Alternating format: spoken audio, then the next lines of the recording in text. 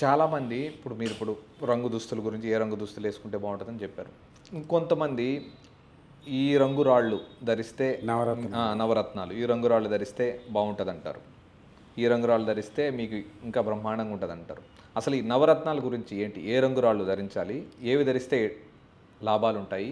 ఏవి ధరించకపోతే నష్టాలు ఉంటాయి? ఇప్పుడు ఒక వ్యక్తి వచ్చేటప్పటికల్లా అతను పుట్టిన టైంలో కృత్తికా నక్షత్రం 27 నక్షత్రాలు అంటే 27 నక్షత్రాల్లో ఒక్కో నక్షత్రంలో ఒక్కొక్కళ్ళు జన్మ అనేది కలుగుతూ ఉంటుంది అనమాట. కృత్తికా నక్షత్రంలో జన్మించిన వాడికి ఎప్పుడు కూడా పగడం అనేది అతనికి కలిసి వస్తుంది. ఎరుపు అనమాట, పగడం కలిసి వస్తుంది అనమాట. మళ్ళీ నీలం కలిసి వస్తుంది. ఎప్పుడైతే అతని జాతకంలో కొన్ని బాగోక వృద్ధిలోకి రాకుండా సమస్యలు బాధల్లో ఉన్నప్పుడు పండితులు కానీ మహనీయులను దర్శించినప్పుడు పగడం ధరించండి అంటాడు, లేదంటే నీలం ధరించండి అంటాడు. అంటే ఆ యొక్క పీరియడ్స్ని బట్టి అతని జాతకంలో వయసుని బట్టి ఒక కాల నిర్ణయితను నిర్ణయించి అది ఏ మహర్దశలో ఉన్నాడు.